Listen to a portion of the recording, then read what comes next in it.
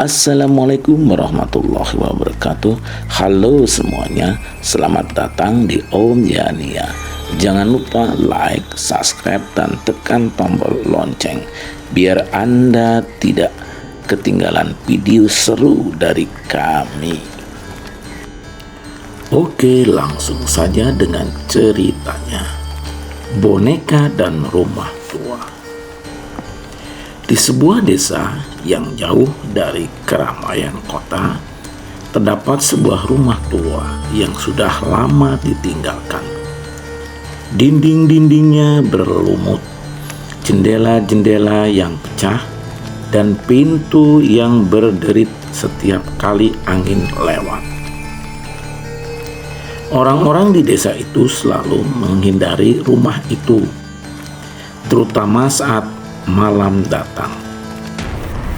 Ada cerita lama yang beredar, cerita tentang boneka yang ditemukan di sudut rumah itu. Suatu malam seorang pemuda bernama Adi yang baru pindah ke desa itu penasaran dengan rumah tua tersebut. Dia sering dengar cerita-cerita aneh dari penduduk desa, namun ia tidak percaya pada hal gaib. Baginya itu semua hanya kebetulan atau imajinasi orang-orang. Adi memutuskan untuk menjalani rumah itu sendiri. Setelah menyalakan senter dan membawa kamera untuk merekam perjalanannya, ia membuka gerbang yang sudah berkarat. Pintu rumah tua itu tidak terkunci, seakan-akan menanti kedatangannya.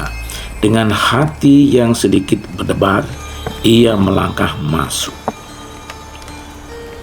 Di dalam udara terasa dingin, seolah rumah itu belum pernah merasakan cahaya matahari dalam bertahun-tahun. Suara langkah kakinya menggema di lorong yang gelap. Setiap langkah terasa berat, seolah ada sesuatu yang mengikutinya. Namun ketika ia menoleh, tidak ada apa-apa. Lantai kayu yang rapuh berderit setiap kali ia melangkah. Di salah satu sudut ruang tamu, Adi melihat sesuatu yang membuat bulu kuduknya merinding. Sebuah boneka tua duduk atas kursi kayu. Boneka itu mengenakan gaun lusuh dan wajahnya yang pucat dengan mata besar yang terlihat hampir hidup, seakan-akan mengikuti setiap gerakan Adi. Adi mendekat, merasa aneh namun terpesona. Boneka itu tampaknya telah lama ditinggalkan. Debu dan kotoran menutupi wajahnya, tetapi mata besar itu tetap jelas terlihat.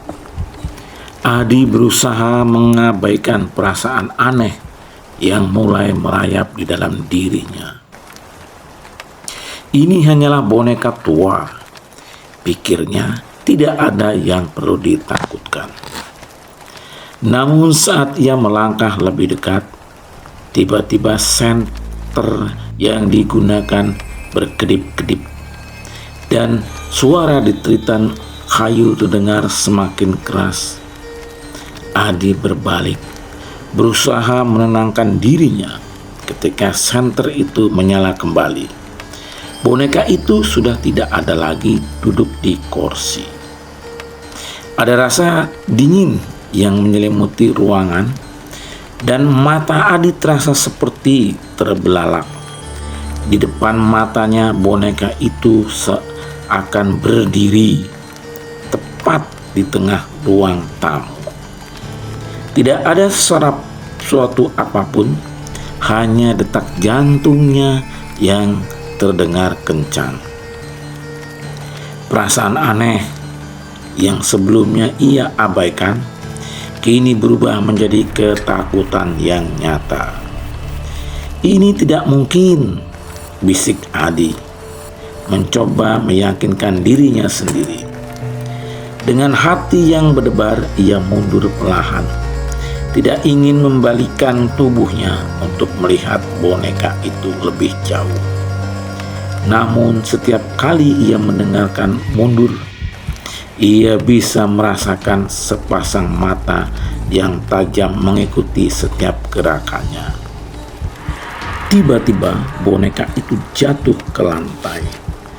Dengan suara keras, Adi terlonjak, dan ketika ia menoleh, boneka itu telah berada di tempat depan pintu keluar. Rasa takut yang tak tertahankan membuat Adi berlari keluar dari rumah itu tanpa menoleh lagi. Ia tidak peduli dengan kamera yang ditinggalkan di dalam ataupun yang ada di rumah tersebut. Yang ia tahu adalah saat ia melirik ke belakang, boneka itu terlihat menghadap ke arahnya. Duduk kembali di sudut yang sama, tetapi kali ini wajahnya tersenyum. Sebuah senyuman yang sangat mengerikan. Keesokan harinya ketika Adi bercerita kepada penduduk desa, mereka hanya mengangguk pelan dan berkata, boneka itu selalu ada di sana. Tidak ada yang pernah berhasil keluar dengan selamat setelah melihat terlalu lama.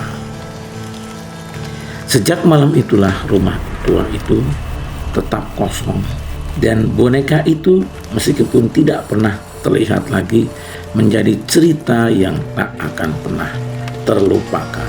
Beberapa orang mengatakan mereka masih bisa melihat boneka itu dari jendela, duduk diam menunggu.